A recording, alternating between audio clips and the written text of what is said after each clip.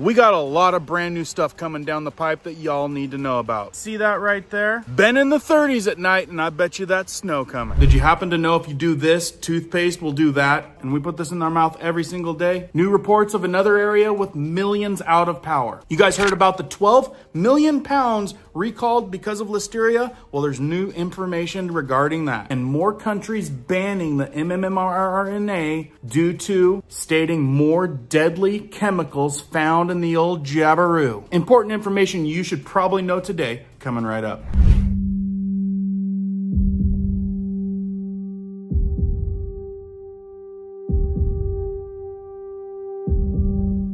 My name is Cohen here at Riverside Homestead, and if you're brand new here, welcome. If you guys are into prepping tips, emergency preparedness, and most of all, news and awareness, stuff that you want to know about, be sure to hit that notification bell so you guys can stay up to date. Let's jump into this one. So you think they didn't know that this was going on with toothpaste before they put it on the shelves and sold it to all of you? And you put it in your mouth twice a day for your whole life? I imagine most people are going to find this interesting, even my dog.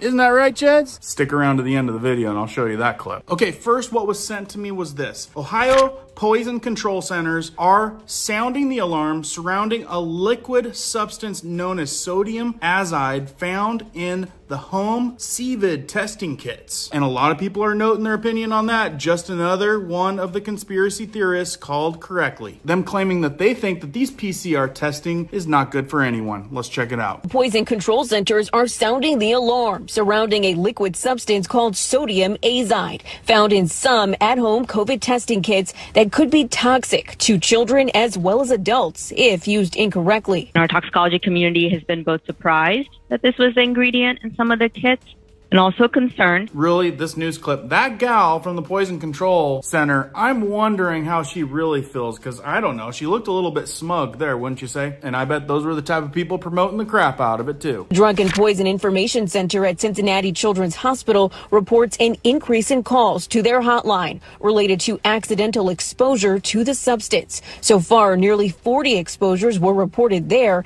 and the problem is nationwide. We are one of 55 poison control centers, and nationwide, other poison centers have been reporting a similar finding, and there have been more than a couple of hundred exposures nationwide to sodium azide in test kits. Doctors advise parents to keep the kids out of reach of children, and when testing children for COVID at home, to make sure they are supervised in order to avoid any adverse side effects from exposure. So wait, they're saying that hundreds are getting affected by this bad thing that's in there, and yet they're still promoting you should probably use it, just monitor your kid. You got to be kidding. Let me know what you guys think down in the comments, what you think about that. And remember, thumbs up if you're finding value. It helps us reach more people. And be sure to share this out, because I don't think they're going to be broadcasting that right there. Apparently, alongside of some of us, there's some other countries that are thinking things aren't adding up. This post reflecting Argentina calls for an MMRNA ban after arsenic and other deadly chemicals found in the jabberoos. I believe I put a video out naming another country that said the same thing. Put it down in the comments if you happen to know that country, or other countries that are following suit. People are also forwarding me this type of stuff, and do your own research. This is what's circulating out there, so you guys will want to do a little bit of investigation, but it usually tends to be for real. Shock report, this cannot be denied. Take the time to watch this closely and share amazing works by this person who was boots on the ground in North Carolina, proving that this is way more than a disaster relief.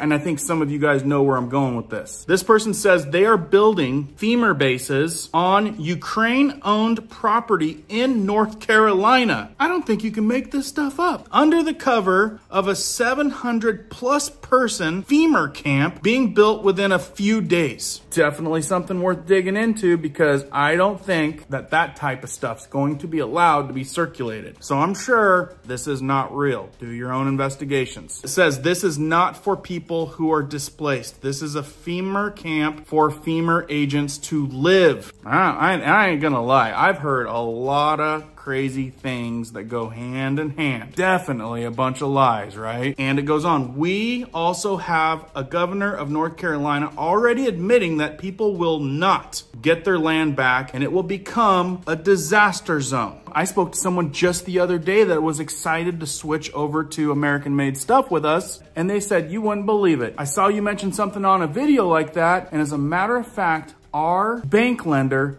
just sold our loan to old Blacker Rocker. Yep, and that was a first-hand conversation. It definitely looks like, smells like, feels like this land's being scooped up. Tell me what you think. They go on to say, how much more does it need to be clear for you to understand is what they mean. Let me see if I can play one of these videos. Some of this stuff I can't play because I know, but let me check it out, and then if it's cool, I'll play it. And we are approaching a massive installation. We actually got some drone footage of this the other day.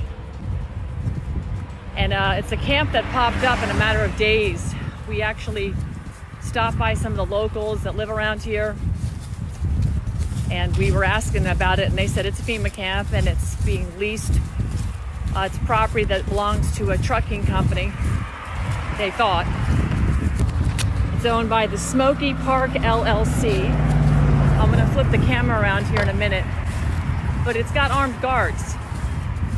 And it is a massive installation that literally, according to the residents that live around here, that have eyes on it because they overlook this property,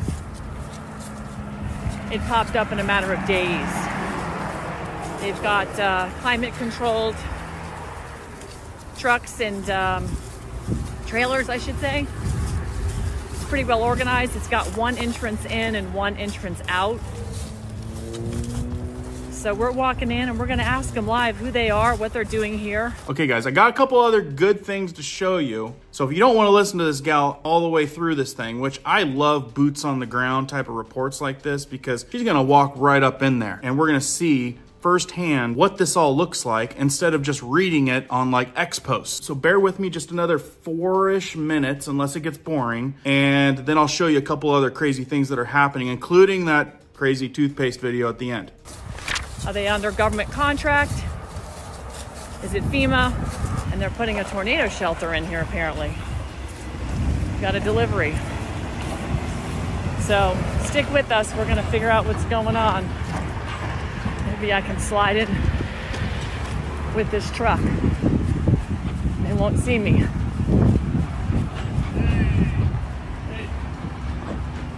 Hi. I'm Ann Vandersteel with Steel News. Okay. I'm live right now, and I'm just wanting to find out what y'all are doing here and who's organizing and who's actually got the property under lease. Okay, give me 1 second, and I'll go ahead and just get some supervisor to come out here and speak to you. Okay, are you guys private security? Yes, ma'am. You are? Who's your contract with? Strategic Security Corps. And who do they contract with? Let me call it. Do you guys know who your contractor is? We'll be able to answer all your questions for you. Who'd you say you're with, ma'am? Steel News? Roger. I'm Sean, executive producer.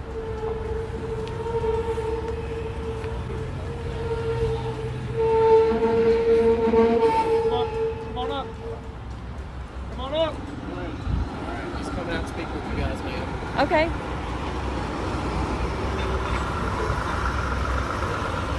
Where's that?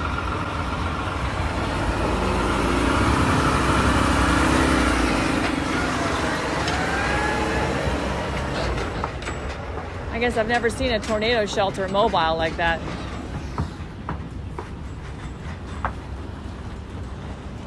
That's interesting. You ever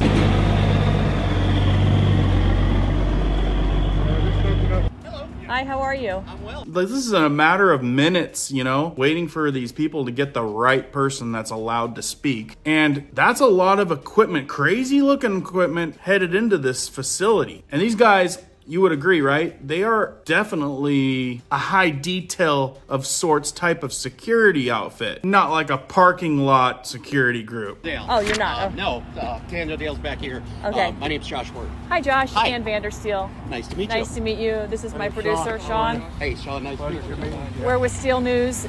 we have been on the ground for the last couple of weeks, wondering what it is y'all are doing, and because FEMA's had, you know, they said they were pulling out because of militia and stuff, which that was debunked. So we just want to get the truth out because people are kind of like all over the place. Understood. Yes. You know. Yes, definitely understandable. We are definitely not pulling out. We are actually building this for our responders, okay, for FEMA responders, other federal agencies. We have several of these sites around the area, okay, to help volunteer agencies as well that need lodging, that are coming in to help the survivors in the local area for the operation. And so how many responders will you house here, and how long do you think your response will be? We're building this to come up to 700 people. Okay. And right now, how long it's going to be, we are unsure. Okay.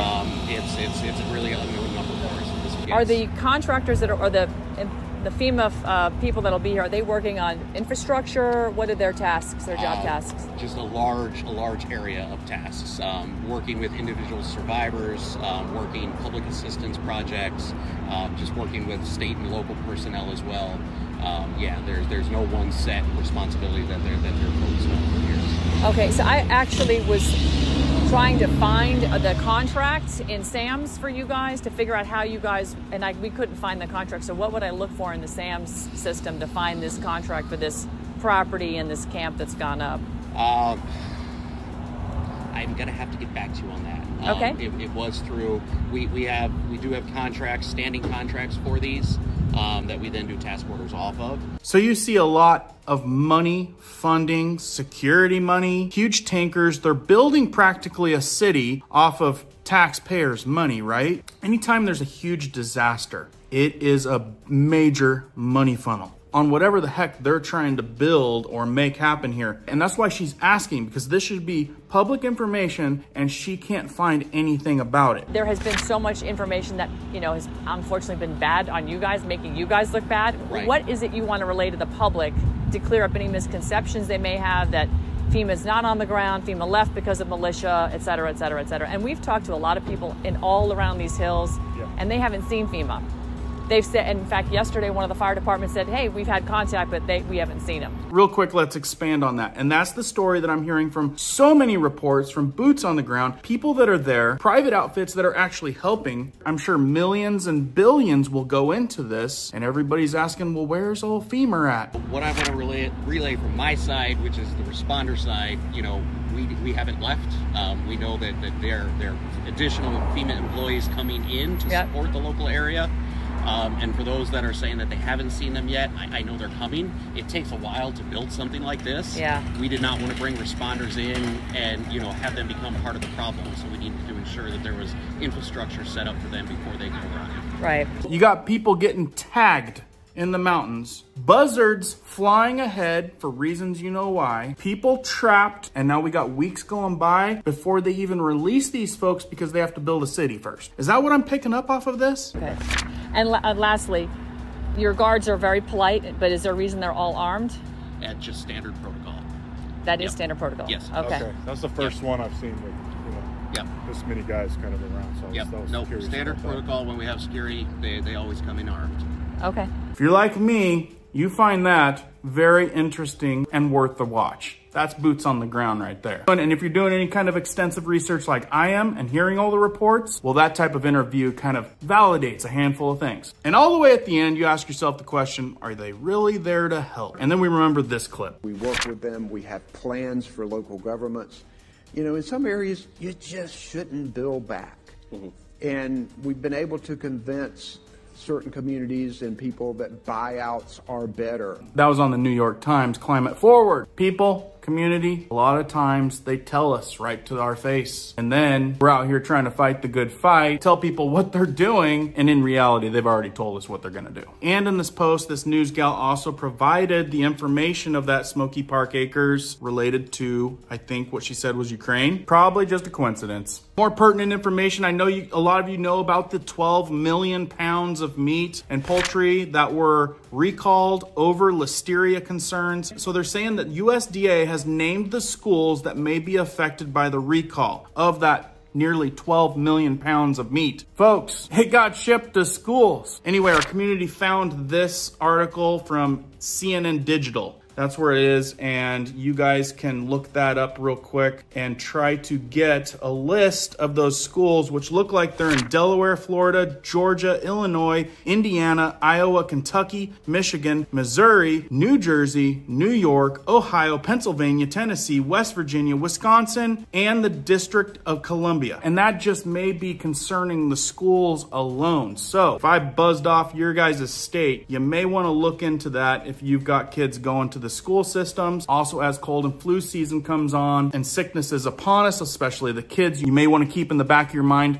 the symptoms that come with listeria. Okay, for those of you that stuck around for the toothpaste video right after this one, you guys may have heard practically a whole country out of power, that being Cuba. They say that Cuba's grid went offline amid massive blackout and after a major power plant fails. Basically an entire country. They said millions. Even in a country accustomed to frequent outages, and we experience that down in Puerto Rico a lot too, and deepening economic crisis, the seas of the blackout left millions of Cubans on edge. And many fortune tellers, economists, all that, have said that this whole power grid situation, power failure, is going to get worse and worse and worse. So more reason to be prepared for emergencies. And we're talking about food, water, power if you can handle it, and the necessities to handle cold and hot weather. These are things that we're going back in age in regards on what we need to be prepared for these days. It's kind of crazy. Okay, this video on toothpaste, you guys got to watch this because this is just a mind bender, pun intended. This is a little experiment done with Coca-Cola and toothpaste and a little bit of baking soda. And you guys think that they didn't know about this before they put it on the shelves and everyone's had it in their mouth a couple times a day for their whole lives?